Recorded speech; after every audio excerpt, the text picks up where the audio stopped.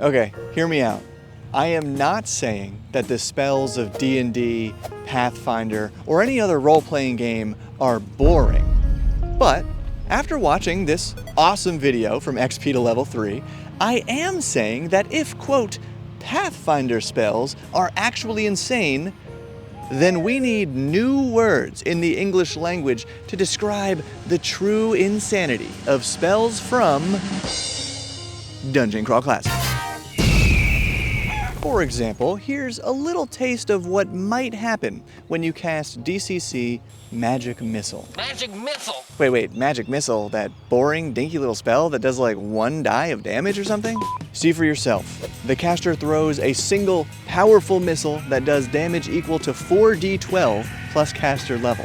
The missile must be aimed at a single target, which the caster has line of sight at a maximum range of 1,000 feet. The missile never misses, though it may be blocked by certain magic, for example, Magic Shield. And it gets bigger. The caster throws 2d6 plus 1 missiles that each do damage equal to 1d8 plus caster level. Each missile can be aimed at a separate target, and range is line of sight regardless of whether a direct path exists. For example, the caster can launch a magic missile through a crystal ball or other scrying device. And these missiles have a limited ability to defy Magic Shield and other protections. And that is not even its final form. But okay, DCC Magic Missile can also be much smaller.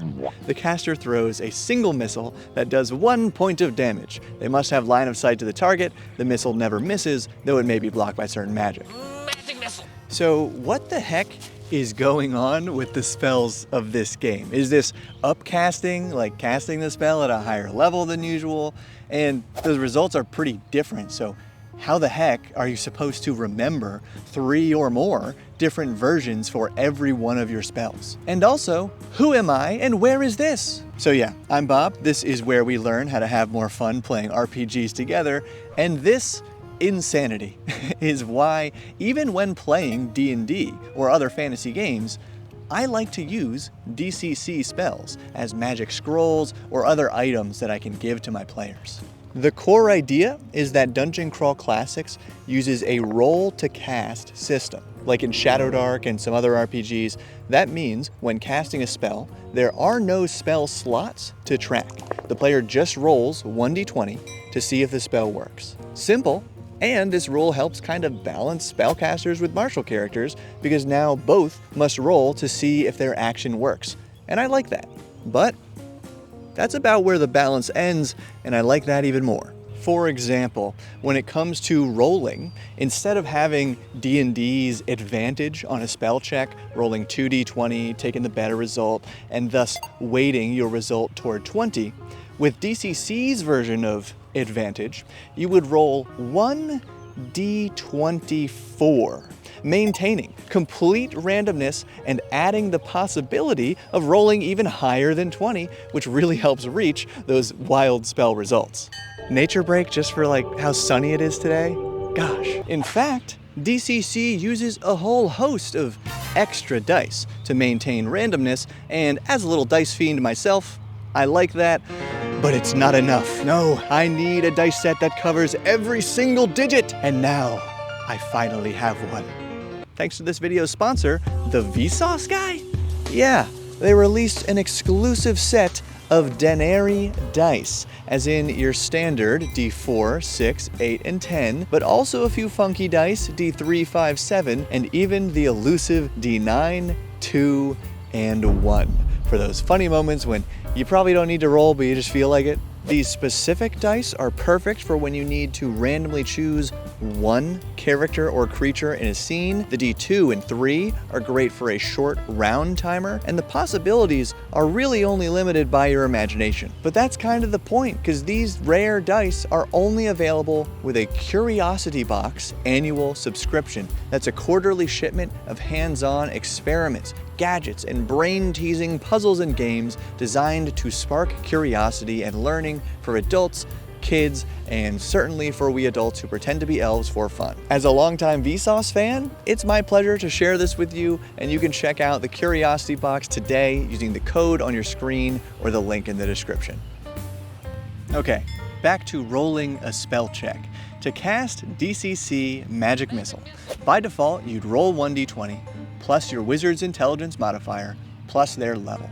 Think of that like your 5e proficiency bonus because your level is usually between 1 and 5 in DCC. Then, you compare the result to the Magic Missile spells table with 10 different possible outcomes spanning from natural 1 to 32 or higher. And here is where I totally understand if your gut says, no thanks, because yeah, this means every time you cast a spell, you kind of pause the game to look it up and read what happens.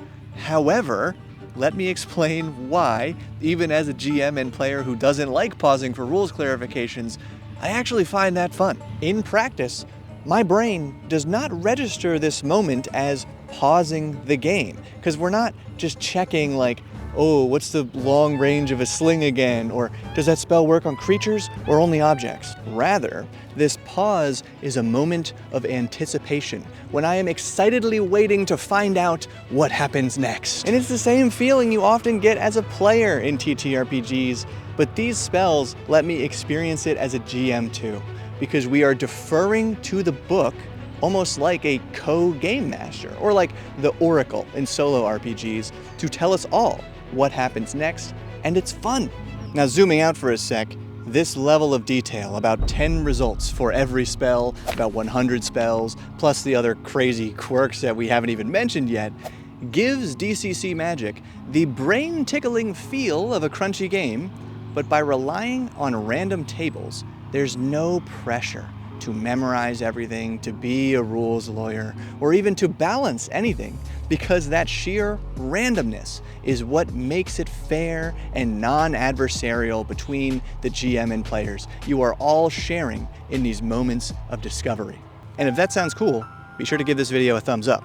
Thank you. Now, we could get into the nuances of DCC mercurial magic, the random side effects assigned to every spell when you learn them, or the misfires and corruption, these weird magical mutations that every wizard will eventually succumb to, or spell burn, how you can spend points from your physical stats to enhance your magic and go all out. I could tell you about all that today, but son of a gun, I just want to show you more of these common D&D spells and how they look in DCC. So here's another level 1 wizard spell, Enlarge. We got our basic details right in the top line, then a general description, then a general manifestation, if you want inspiration for how to describe the literal casting part. Then this spell provides some bespoke random corruptions and misfires in case we roll a nat 1, and then the actual spell check results. This is what we're here to see. So again, 1d20 plus intelligence plus caster level,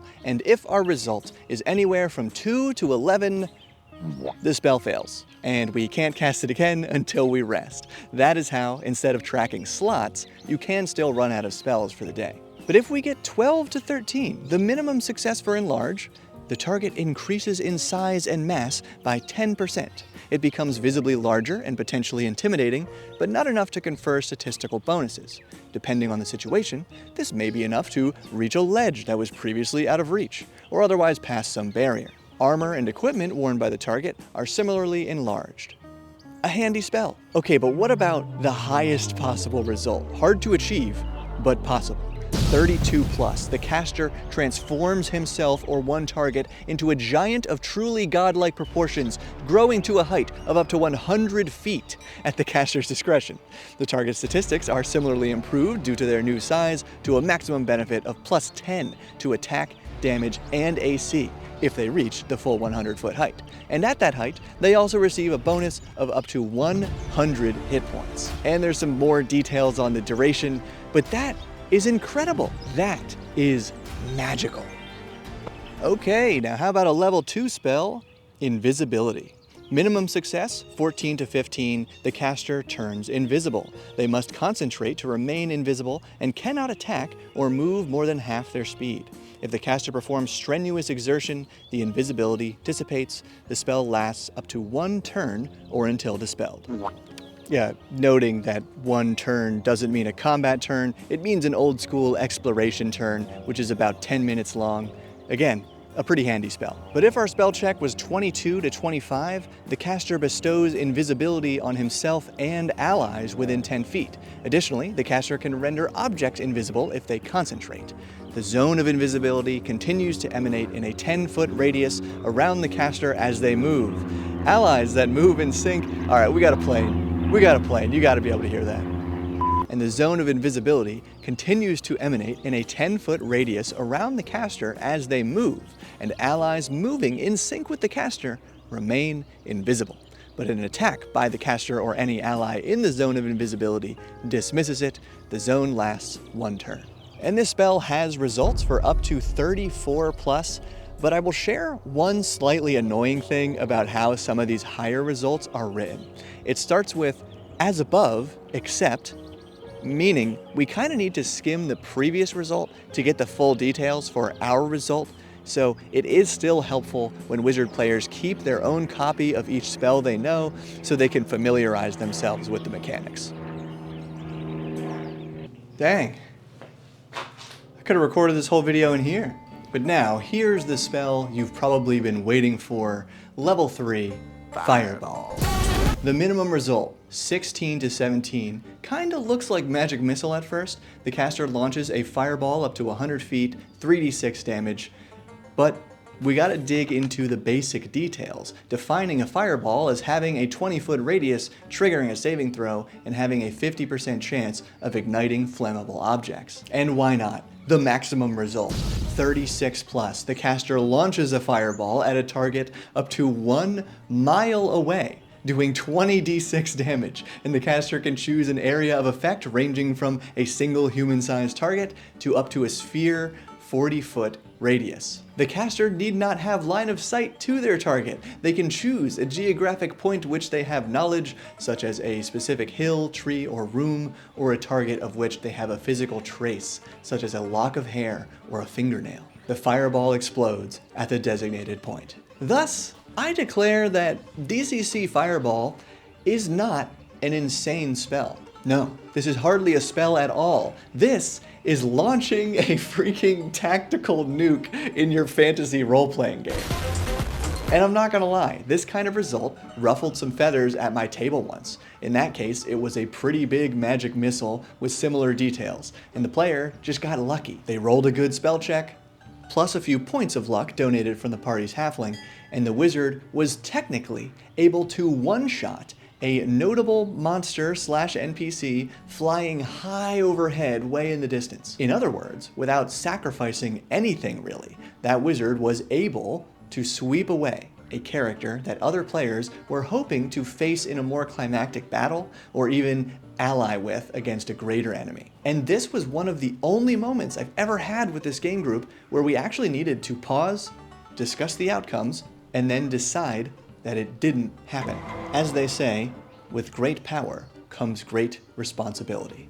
DCC wizards and clerics have access to ridiculous amounts of power that can absolutely overshadow the abilities and damage output of the other classes and change the campaign for everyone in an instant. While the game does a pretty good job of making those high results hard to achieve, they are definitely achievable with luck and usually a little spell burn. So it's up to the players to feel out when it is cool or when it's uncool to suddenly pull off some god-level magic, and it's up to the GM to enforce the sacrifices of spell burn and luck, and as always, to keep everyone on the same page and having fun. Now, check out this cool video on your screen or this whole playlist of DCC madness. Thanks again to our sponsor with the cool dice and to my amazing patrons who make all of this possible.